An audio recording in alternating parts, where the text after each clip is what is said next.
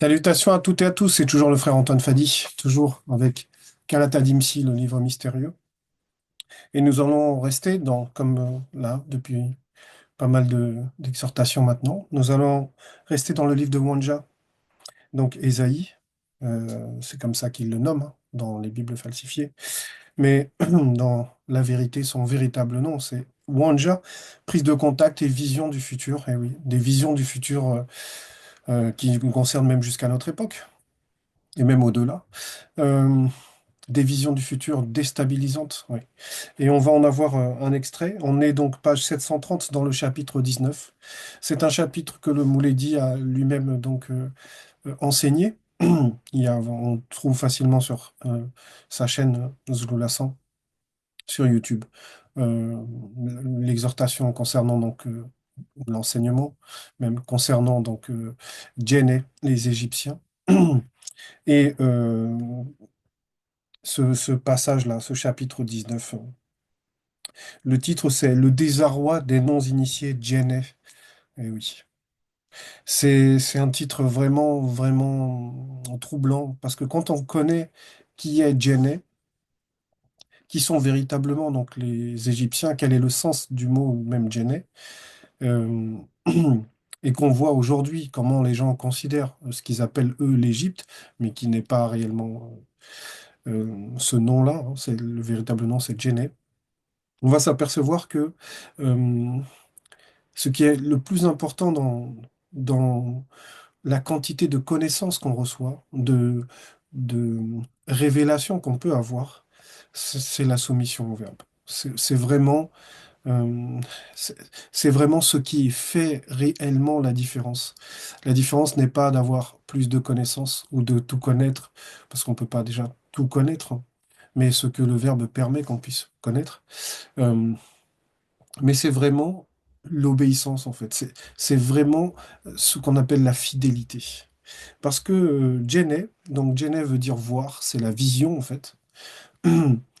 Ce qui va se passer là, on va comprendre dans le titre, le désarroi des non-initiés Djenné, que ces non-initiés là, qui se sont mis donc, qui ont acquis néanmoins une connaissance de la part des initiés Djenné, vont se mettre à adorer des démons, vont se mettre à suivre leur vanité, et ça va conduire à un désarroi. Et le désarroi, c'est l'incertitude, c'est l'angoisse, c'est la confusion. Et c'est un état qui peut nous arriver parce que toutes les exhortations que nous faisons, il faut savoir les ramener à nous, en fait, à notre vécu, à notre marche actuelle dans la sanctification. Et ça peut représenter celui qui pense avoir la vision, mais au final, on lui retire même cette vision. Parce que dans le verset 1, il est dit, oracle sur Djenné, entre parenthèses, Égypte, point. Donc il y a une oracle, il y a une prophétie qui va être annoncée. Et c'est Wanja qui parle. Il est dit, voici, virgule, Mondima Beko qui s'est dit est spirituellement monté sur une nuée rapide, virgule, il vient en Djenné, point virgule, et les démons du territoire de Djenné tremblent devant lui, avec le L majuscule, virgule, et le cœur, entre parenthèses, la conscience du cœur des non-initiés de Djenné tombe en défaillance, entre parenthèses, malaise, affaiblissement, point. Donc, en gros, là, on est en train d'annoncer ce que normalement Djenné devait voir. Parce que Djenné va représenter un territoire, va représenter un peuple, mais va représenter aussi un niveau de connaissance, va représenter un éclairage. Parce qu'avoir la vision, c'est avoir l'éclairage, en fait. Et donc, ils vont perdre cet éclairage parce qu'on va pas leur révéler à eux directement ce que Mundima Beko Kisedi va faire, en fait, mais ça va leur arriver, en fait. Donc, c'est le prophète, lui, c'est lui qui va voir ce que normalement Djenné est censé voir. Donc, en gros, il va prendre le prophète ici, Wanja, va prendre la place en fait de celui qui a la vision, va prendre la place de ces Djenné et va leur annoncer ce qui, normalement, eux auraient dû savoir et voir, en fait. Et on voit ici que c'est une réponse, en fait. On va découvrir pourquoi il y a ce déplacement de Mundima Beko qui s'est dit, cette intervention de Mundima Beko qui s'est dit dans le plan non visible du visible. Ah, bon. Mais ce qui est important, c'est de voir en fait que lorsque le spirituel manifeste une sanction, lorsque Mundimab et Kokisedi se déplacent, comme toutes les entités, hein, ce n'est pas juste pour se déplacer. En fait, il va y avoir une action, il va y avoir une déflagration, il va y avoir des conséquences aux actes posés par ces non-initiés DNA, en fait. Donc, on nous dit ici dans ce premier verset que ce peuple-là va dans la conscience de son cœur. Donc, ces non-initiés-là de DNA vont tomber en défaillance. Ils vont être déstabilisés. De même que ceux qui pensent, ce qu'on appelle les kémites aujourd'hui, pensent avoir acquis la connaissance véritable, euh, poussent les gens à se dire non, il faut quitter les religions, mais il faut retourner au, au culte kémite, à Math, qu'il faut vénérer ces divinités égyptiennes, alors qu'eux-mêmes sont dans le faux, en fait. Et donc, ça représente cette sanction, parce que quand le Verbe manifeste la vérité, il n'y a rien qui peut se mettre en face. En fait, il n'y a rien qui peut euh, tenir le poids, en fait. Donc, verset 2, Mundima Beko qui s'est dit armera spirituellement Djenne, entre parenthèses, l'initié. Initié.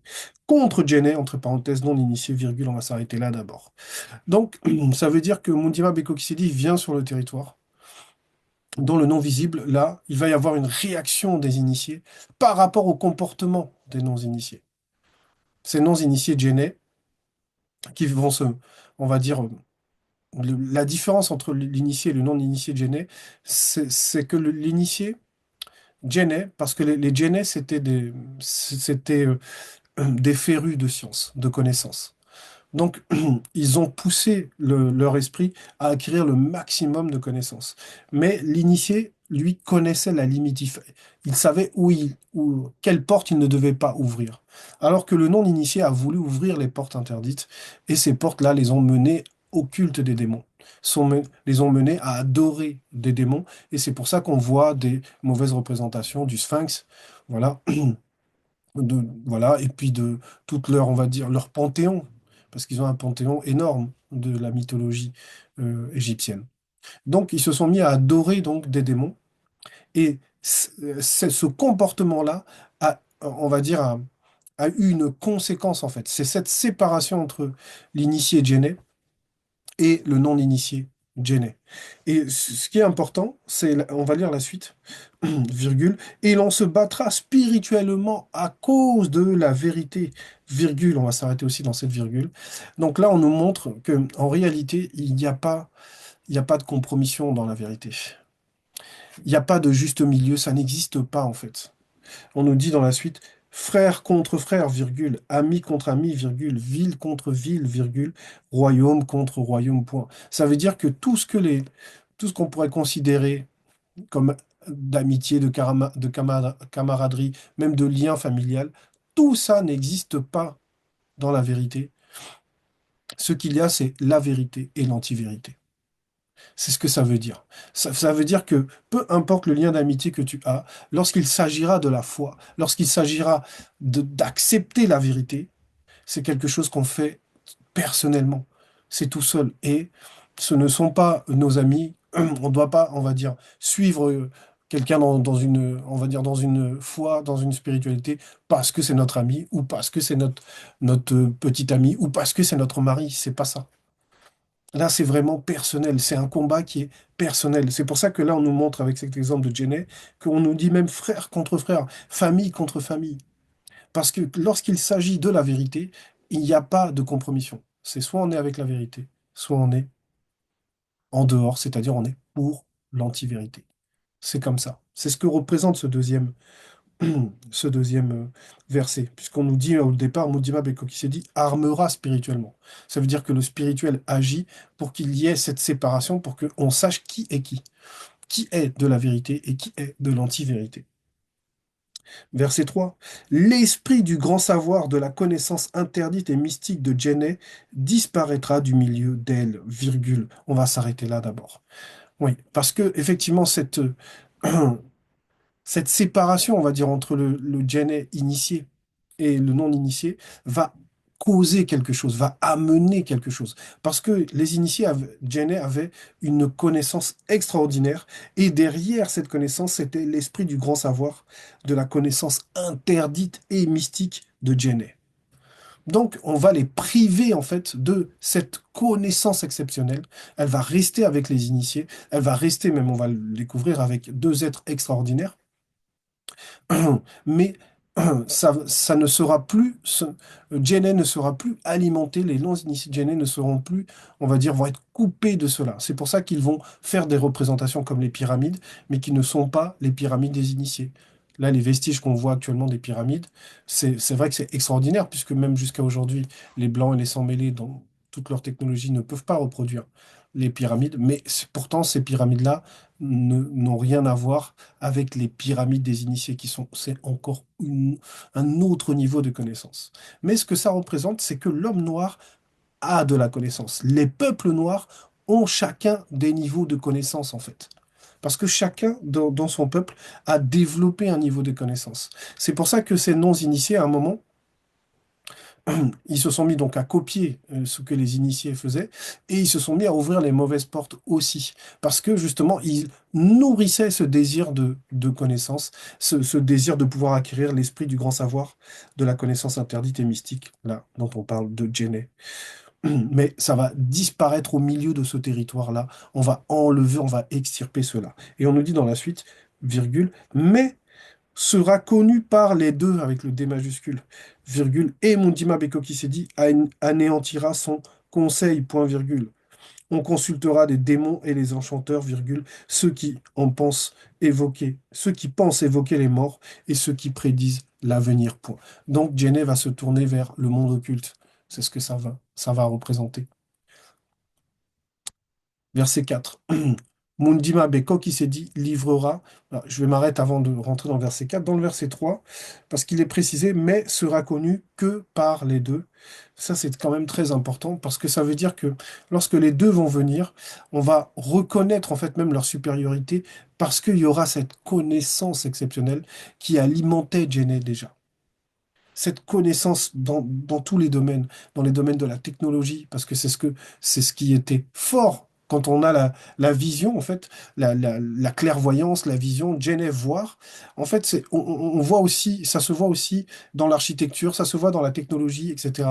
Qu'il y a un esprit supérieur, en fait, qu'il y a quelque chose qui alimente, qui est plus puissant que la connaissance basique des hommes. Et d'ailleurs, c'est ce qu'on retrouve aussi un peu quand on regarde les pyramides. Quand on regarde les pyramides, on se pose toujours la question, mais qui a construit ça? Comment ils ont fait? Parce qu'il y a une connaissance, voilà, qui émanait, qui était même le symbole de Djenné, c'est-à-dire d'avoir la vision, de voir. Et aujourd'hui, cette connaissance, elle a été extirpée, c'est les deux qui l'ont. Voilà. Donc on revient au verset 4. Mundima Beko qui s'est dit livrera, entre parenthèses, à cause de leur faute, les non-initiés de Djenné entre les mains des blancs et des sans-mêlés métis sévères, point virgule, des chefs des blancs et des sans-mêlés métis, entre parenthèses métis, pardon, cruels domineront sur eux, dit Mutatedi. Voilà. Et on voit comment là, le métissage et la soumission vont prendre le dessus sur ces non-initiés, en fait, puisqu'ils vont être livrés à cause de leur faute. Tout ça, c'est parce que ce désir qu'ils avaient là de connaissances interdites les a poussés à ouvrir les mauvaises portes. Et ces portes donnent accès au côté occulte. Et du coup, là, ça va avoir une répercussion. La protection qu'il y avait sur Genève va être retirée. Ces non-initiés vont être livrés à eux-mêmes et vont être livrés donc à la domination de ceux qui leur veulent du mal, ceux qui veulent les envahir, ceux qui veulent récupérer leurs connaissances, à savoir les Blancs et les Sans-Mêlés. Verset 5. Les eaux de la mer tariront, virgule, le fleuve sacré, entre parenthèses, le prestige d'autrefois disparaîtra, deviendra sec et aride. Donc ça veut dire quoi? Ça veut dire que petit à petit, ils vont perdre de leur superbe, ils vont perdre de leur gloire, ils vont perdre le lien avec la source. Parce que lorsqu'on parle toujours de l'eau, quand on dit les eaux de la mer tariront, virgule, le fleuve sacré, entre parenthèses, le prestige d'autrefois, c'est parce que c'était une région qui était connue pour cela. C'était une région qui était fertile, où il y avait euh, de l'abondance en fait dans l'eau, dans le sol. Voilà. Et là, c'est comme, on va dire, un territoire qui s'assèche en fait. Verset 6, les rivières seront infectes, virgule, les canaux de Djenné seront bas et desséchés, virgule, les joncs et les roseaux se flétiront. Donc, en gros, c'est comme si, en fait, on retire le lien à la source, on retire ce qui alimentait, ce qui rendait fertile, on retire ça du territoire. Donc, le territoire va devenir sec, en fait, ne va plus produire autant de richesses du sol, par exemple, ou même parmi les animaux, etc. Ils vont perdre donc ce qui alimentait, ce qui faisait même la gloire, puisque quand on parle du prestige l'autre fois, c'est ce qui faisait aussi la gloire de toute cette région. Verset 7. Ce ne sera que nudité le long du fleuve, virgule, à l'embouchure du fleuve, point virgule, tout ce qui aura été semé près du fleuve se desséchera, virgule, se réduira en poussière et périra, point. Et oui, parce que cette nudité va symboliser le fait d'être dans la faiblesse, complètement dans la faiblesse. Tout ce qui faisait leur gloire est retiré, et du coup, ils se retrouvent complètement faibles, affaiblis. Parce que même Djenné, même quand on prend l'exemple là de l'Égypte avec l'histoire du Nil, le Nil représentait la fertilité. Le Nil représentait le fait que il y a de l'abondance, que ça soit irrigué et que ça produise énormément de, on va dire, de beauté naturelle en fait. Donc tout ça, ça va être retiré. C'est pour ça qu'on nous parle de ces eaux et de la sécheresse, de tout ce qui va sécher. C'est pour ça qu'on nous dit là, hein, tout ce qui aura été semé près du fleuve se desséchera, virgule, sera réduit en poussière et périra. C'est le symbole que on les a déconnectés de la source, en fait. On les a déracinés. Verset 8. Ensuite, les Blancs et les sans-mêlés, entre parenthèses métis, qui auront pris le territoire de Djenné, gémiront à leur tour à cause de la malédiction qui s'y installera, virgule.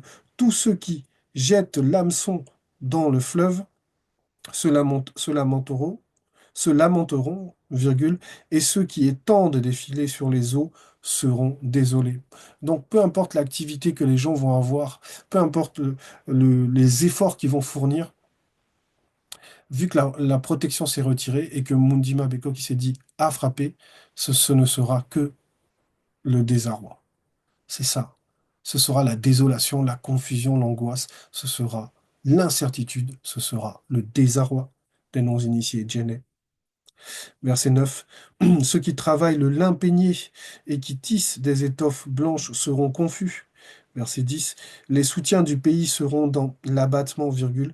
Tous les mercenaires auront l'âme attristée. Point. Verset 11.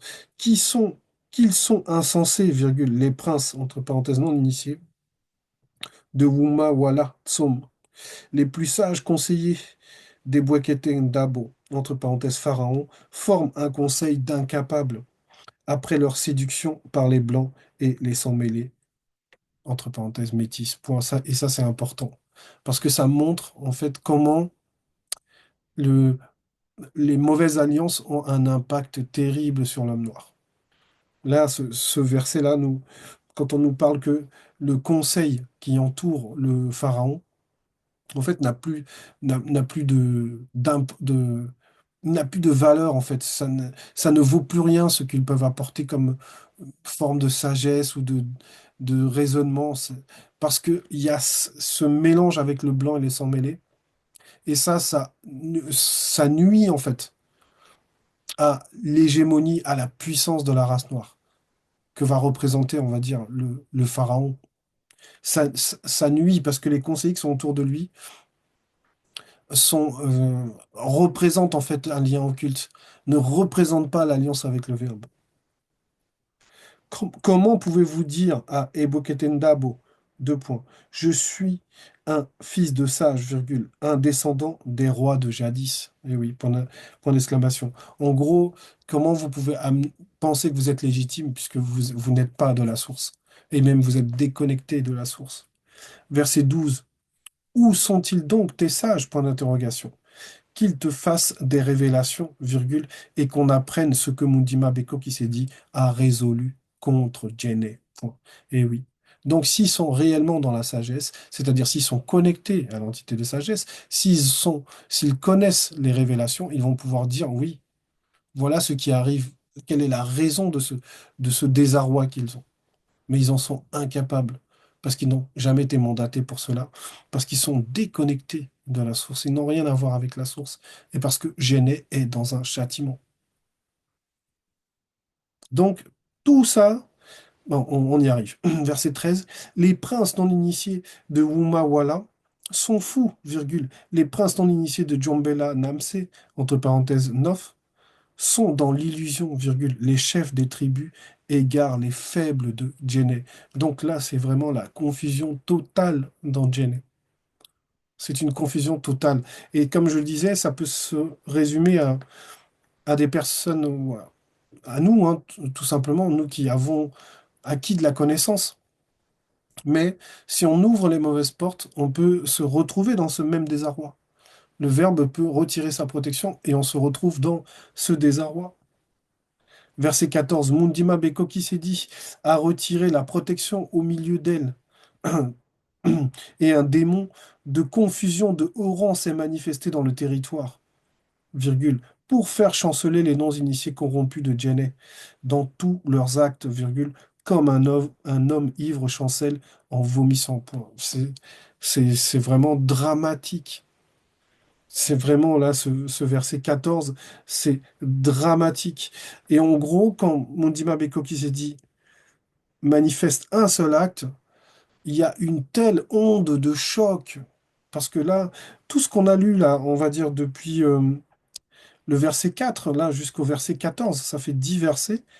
Et en gros, c'est l'onde de choc qui se propage de l'acte de Mondima Beko qui s'est dit. Quand il a livré, donc à cause de leur faute, les non-initiés de Djenné entre les mains des blancs et des sans-mêlés. Ça, c'était le verset 4.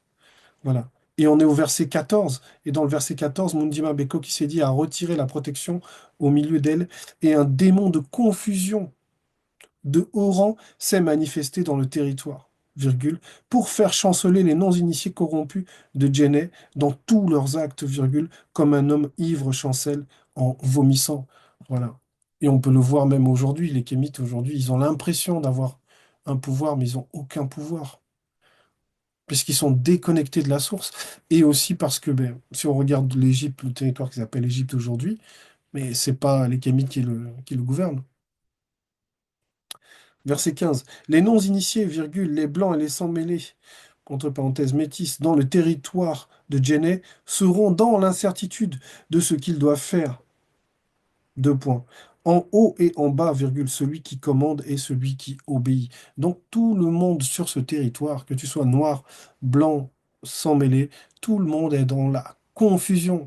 Tout le monde subit cette onde de choc qui a frappé les non-initiés djennais. Verset 16. En ce jour-là, virgule, les non-initiés, les blancs et les sans-mêlés, entre parenthèses métis, dans le territoire de Djenné, seront comme de faibles femmes. Deux points. Ils trembleront et s'épouvanteront quand Mondima Beko, qui s'est dit, agitera spirituellement la main contre eux. Point. Donc personne ne peut lutter, personne ne peut rivaliser avec une décision spirituelle. Lorsque Mondima Beko, qui s'est dit, frappe, c'est fini. C'est vraiment, l'onde de choc, elle est incroyable. Et elle va s'étendre pendant plusieurs générations, parce qu'une génération, c'est pas 25 ans comme on comprendrait aujourd'hui. On vous parle d'une génération, on va dire, démographique. C'est pas ça. En fait, une génération, dans le sens spirituel, c'est un état de conscience. Donc, une génération, ça peut durer plus que 25 ans. Une génération, c'est aussi un état de conscience. Verset 17. Et le territoire de Soma sera pour Djenné un objet d'effroi. Deux points. Dès qu'on lui en parlera, virgule, elle sera dans l'épouvante, virgule, à cause de la résolution prise contre elle par Mundima Beko qui s'est dit. Point. Donc quand le spirituel condamne, quand le spirituel retire sa protection, c'est vraiment le désarroi, il est terrible, il est profond. On a juste à voir comment l'homme noir qui est livré à lui-même, donc qui n'a plus la protection du verbe, dans quel état il est. C'est C'est limite, c'est comme s'il ne peut pas, il n'arrive plus à réfléchir. Quand on voit l'homme noir dans les religions, dans les débats, c'est même là, on regardait un film là et dans le cinéma et le rôle de l'homme noir, c'était de faire rire les blancs dans l'histoire. C'était deux familles qui profitent d'un voyage. Ça doit être en Afrique, alors je sais pas où, mais bon, ça ressemble à le Kenya, quelque chose comme ça. Et en fait, ils sont accueillis dans un complexe hôtelier et tout. Et c'est les Noirs qui servent, c'est les Noirs qui font la musique, c'est les Noirs qui distraient les autres. Et les, à chaque fois que un personnage noir avait on va dire, un peu de texte, qu'on faisait s'exprimer, etc. et tout, c'était toujours pour sortir des choses. Pff, mais vraiment, c'était pathétique. On voyait tellement comment il y a il y a ce racisme caché, en fait, où on doit toujours rabaisser l'homme noir, on doit toujours montrer que l'homme noir, c'est celui qui est le moins intelligent, c'est celui qui se moque facilement, c'est voilà, celui qui a des réactions d'idiot, en fait. Voilà. Et on est vraiment là-dedans, quoi. On est vraiment là-dedans. Quand on est dans le désarroi, c'est ça. C'est de subir toutes ces choses-là. Verset 18. En ce temps-là, virgule, il y aura des démons religieux et guerriers de haut rang dans tout le territoire de Djenné par des religions, entre parenthèses mensonges, dites révélées virgule, qui sèmeront le trouble, virgule, la peur et la destruction, virgule, car la malédiction habitera tout le territoire de Djenné. Point. Et là, Wanjala prophétise sur les religions, sur l'arrivée des religions. Parce que lui, il est pas de l'époque de Djenné, il est bien avant l'époque de Djenné, dont on nous parle là, où il y aura justement ces passages-là. En ces temps-là, virgule, il y aura des démons religieux et guerriers. Ça, c'est les religions qui viennent sur le territoire noir. Dans tout le territoire de Djenné, par des religions. Voilà. Donc, par des religions, entre parenthèses, mensonges, dites révélées, virgule, qui sèmeront le trouble, virgule, la peur et la destruction, car la malédiction habitera tout le territoire de Djenné. Donc, on voit que c'est même la malédiction sur le territoire. Eh oui. Donc, quand une religion arrive dans un territoire et que, comme le Mouledi l'a expliqué même récemment, on voit que Yahvé, c'est un sanguinaire. Les religions, là, quand on lit les récits bibliques falsifiés, voilà. Mais c'est l'époque des... on comprend, en fait, l'époque des croisades. On voit que les gens, ils partent en guerre au nom de leur faux Dieu et ils massacrent les gens. Ils vont prendre des villes, ils prennent les vierges, ils tuent les hommes, ils massacrent. Parce qu'il y a déjà ce côté-là dans ce faux Dieu-là, dans leur faux Dieu. Et là, c'est la même chose ici. C'est exactement cet état d'esprit conquérant. On va forcer les gens, parce que c'est ce que font les religions, elles forcent les gens à croire. Je me souviens, si les Noirs qui sont là dans le christianisme et tout, là, si leurs ancêtres esclaves, là, qu'on avait déportés sur les bateaux, là, les voyaient aujourd'hui servir ces faux dieux que eux, on les a mis en esclavage pour ça, ah, ils seraient pas contents. Hein. Ils vous diraient, mais vous êtes fous, quoi. Nous, on a essayé de rejeter ces religions-là, on a essayé de rejeter, on nous a forcés à croire. Et aujourd'hui, vous, là, il n'y a même pas besoin de vous forcer. Vous êtes là, vous défendez même l'indéfendable. Vous défendez les hérésies des religions, des incohérences, mais tellement grosses dans les Écritures. Quelle que soit la religion. Voilà, et on voit qu'il n'y a aucun discernement. Ceux qui ont rédigé ça, voilà, comme le Mouledi l'a déjà dit plusieurs fois, voilà, ils pensaient que la majorité des gens n'allaient jamais lire. Voilà, que ça allait rester des écrits qui allaient être que pour les hautes, on va dire, les hautes instances. Voilà. Et même eux comprenaient même pas ce qu'ils écrivaient. C'est, voilà. Et l'homme noir subit tout ça. L'homme noir est victime de tout ça, alors que normalement, c'est lui qui doit montrer ce qu'est la spiritualité. C'est lui normalement, puisque c'est la vision, c'est ce que ça doit se voir sur lui en fait. Donc il nous explique ici dans le verset 18, Wanja, il nous prévient déjà comment les religions vont agir, le trouble qu'elles vont amener, et que la religion va faire partie de la malédiction que subit l'homme noir. Verset 19. En ce même temps, virgule, il y aura de vieilles statues de pyramides et la mauvaise représentation de la démon Sphinx dans le territoire de Djenné. Donc voilà, il nous met dans une temporalité que nous, aujourd'hui, on peut la comprendre, puisque pour nous, ce sont des références même visibles, hein. La statue de la démon Sphinx et les pyramides, voilà. Et on sait que, comme il est précisé là, hein, c'est la mauvaise représentation, puisque cette démon Sphinx a la tête d'une femme noire, en fait. Voilà, avec le corps d'une lionne, je crois.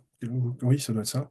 Et du coup, ils ont cassé le nez pour pas qu'on voit que c'est une femme noire, mais les démons n'ont aucun trait de ressemblance avec l'homme noir ou la femme noire. Il n'y a pas de démon noir.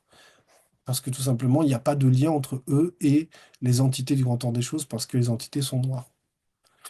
Donc, il n'y a aucun démon qui va représenter une femme noire ou un homme noir. Ça n'existe pas. C'est une fausse représentation comme celle-là du démon, de la démon Sphinx, de ces fameux non-initiés de Djenné. Verset 20. Ils serviront de signes et de témoignages, oui, c'est-à-dire les statues et la mauvaise représentation. Ils serviront de signes et de témoignages dans le territoire de Djenné, point virgule. Les non-initiés de Djenné ayant été visités secrètement dans leur esprit par la parole libératrice, virgule, crieront à l'Oba à cause des démons religieux et guerriers de haut rang, virgule, de l'oppression et du mensonge des blancs et des sans-mêlés, point virgule. Et par la manifestation de sa grâce, virgule, l'Oba enverra un grand sauveur, entre parenthèses, l'aîné des deux, avant les vieilles statues de pyramides et la mauvaise représentation de la démon sphinx du territoire de Djenné, ainsi qu'un grand défenseur, avec majuscule, comme grand sauveur, majuscule, grand défenseur, majuscule aussi, entre parenthèses, le deuxième, après les vieilles statues de pyramides et la mauvaise représentation de la démon sphinx du territoire de Djenné, pour les délivrer. Donc, en gros, on a deux grandes époques et on s'est servi donc de ces vestiges de Djenné, des noms initiés de Djenné, pour montrer en fait quand est-ce que va venir le premier-né et quand est-ce que viendra aussi le deuxième-né.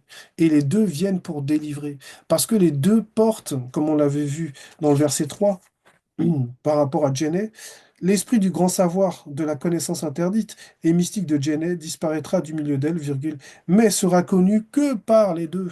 Voilà. Donc les deux ont la puissance, ont la connaissance que les Djenné avaient. Et les deux vont venir à une époque précise pour chacun des deux, avec pour nous un repère, parce que c'est ce que va symboliser les signes et le témoignage, ce sont des repères. Voilà, on sait que avant que les statues, pardon, avant que les statues de pyramide et la statue du Sphinx ne soient, Koudoumane va venir. Et après que les Djennés ont mis en place ces statues de Sphinx, de pyramide, on sait que c'est le deuxième qui viendra.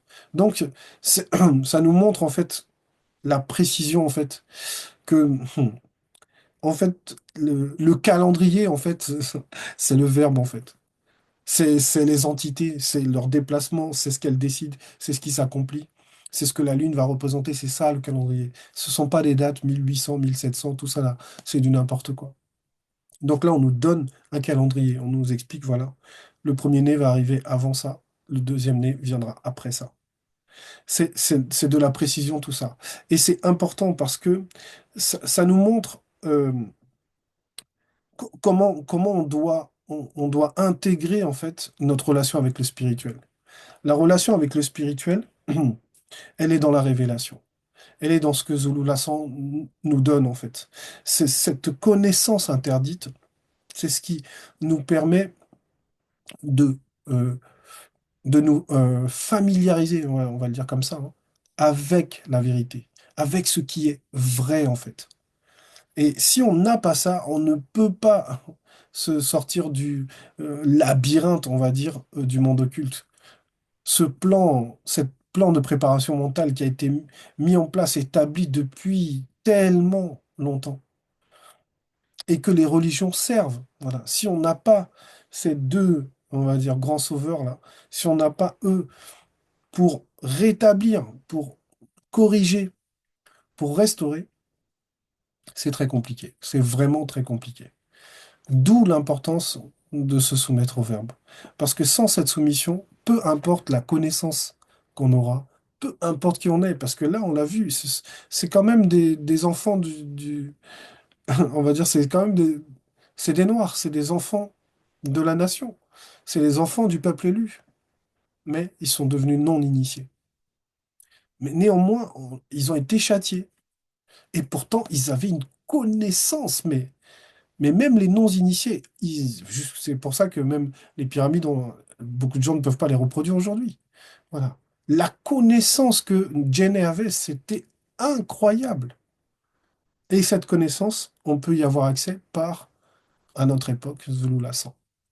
Voilà. On va dire, c'était le message. Ce message, c'est aussi pour que nous puissions garder l'humilité, en fait. Que nous puissions demeurer dans la bonne méditation, dans la bonne connaissance, de ne pas aller vers les mauvaises portes, de ne pas ouvrir de portes qui peuvent amener justement à ce genre de châtiment, ce genre de, de désarroi, tout simplement. L'Oba est toujours glorifié.